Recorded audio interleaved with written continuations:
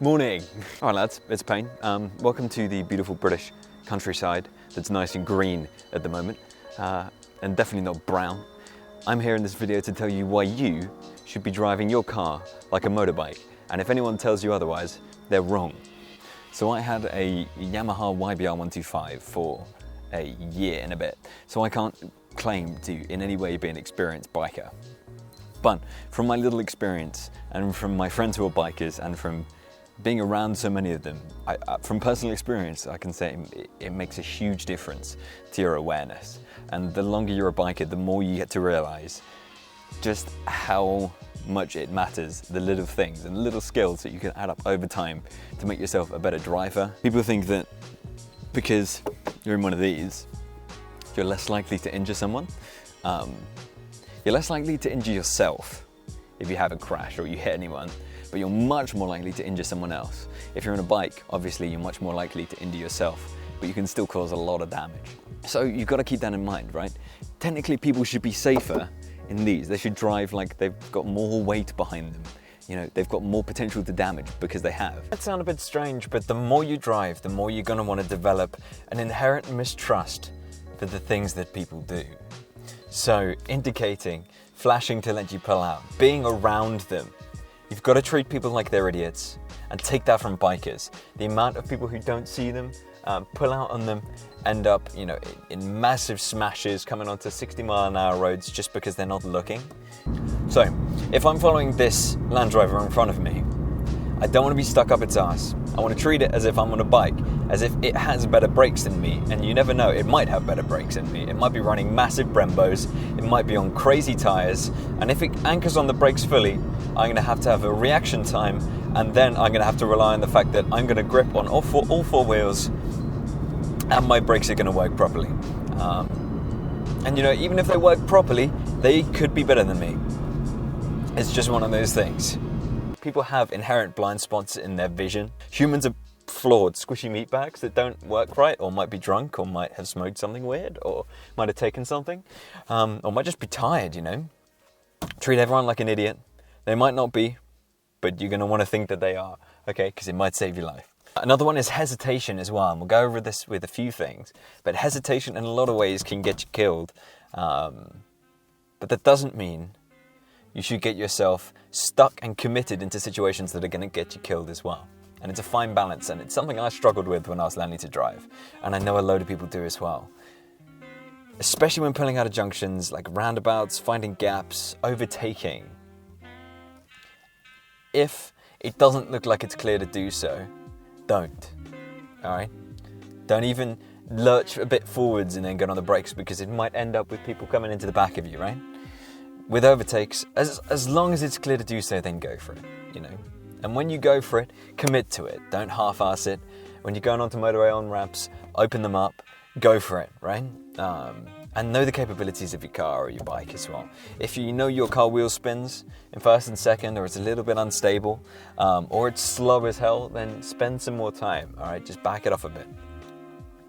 Even if you have to let someone else go in front of you, you know, you let someone else out of a junction who's come past you, you were going to go in front of them, just back it off, cool it down and take 2 seconds, right? You're not going to get there any slower.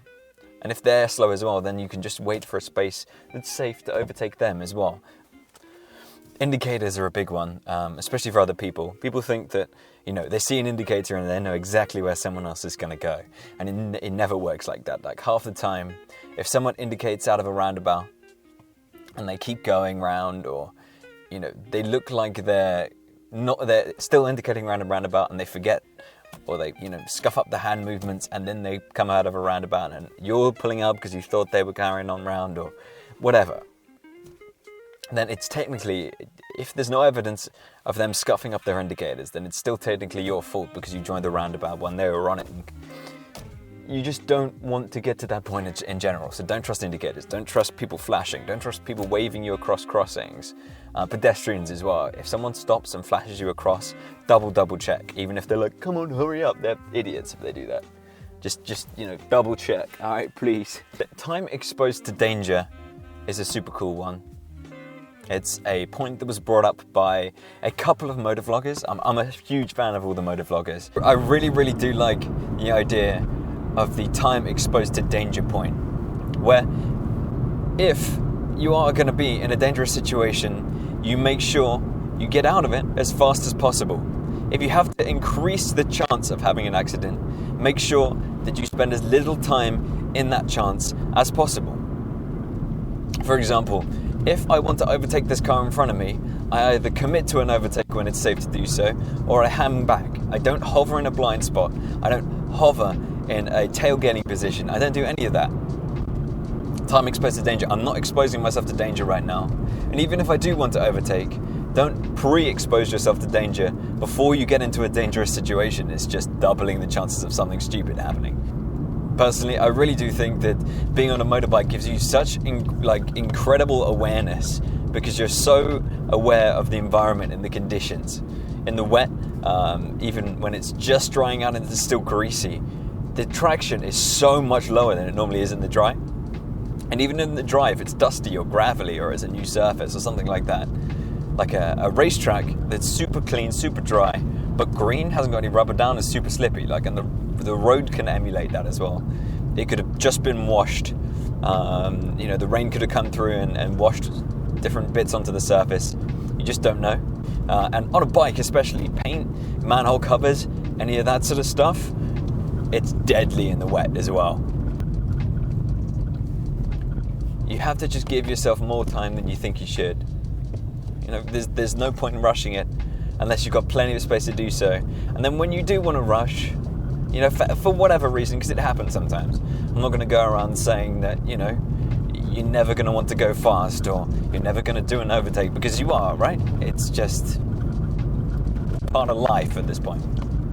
And you might as well know how to do it safely, right? You might as well know how to, if you have to, if there's an emergency and you have to drive quickly, you can drive quickly and safely. And it's the reason we buy performance cars. It's the reason we have performance bikes. They're fun, interesting, they're part of a hobby and can be used safely. And can be more safe than slow cars, I'd say, if used properly. They can get you out of dangerous situations as fast as they can get you into them. Like this person's getting on the brakes for a speed camera that's a 40, and they've gone down to 30 miles an hour, and now they're sped back up, and you suddenly are a lot closer than you think. Meanwhile, there's a Vauxhall Astra with a mum who looks angry behind me. Road driving is just crap. So like this, for example.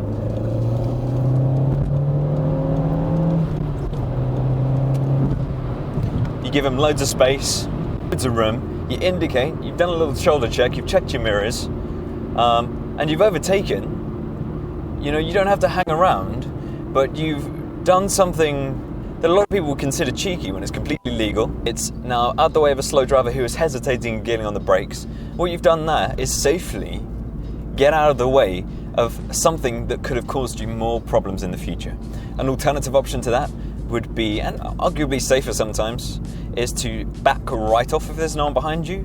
So create more distance between yourself and the person who's causing you problems front to back, or stop. Go get a coffee, pull over, or something like that. If there's a safe area to do it, if there's a convenient spot, just get out the way.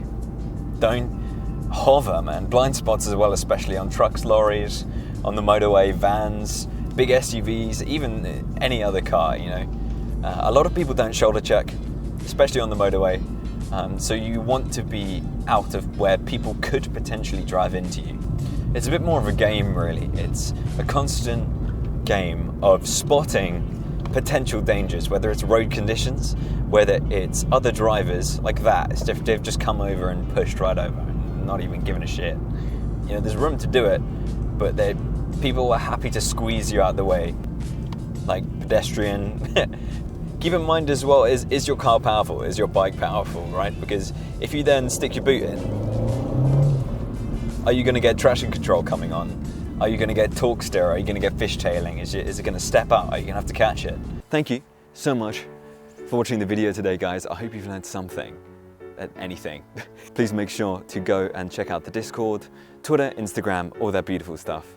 And I appreciate the support on the videos. More cool stuff coming soon. The review of this second channel as well. I'm releasing some bangers on there, so please go check them out if you have spare time. Have a great, great day, and I will see you soon.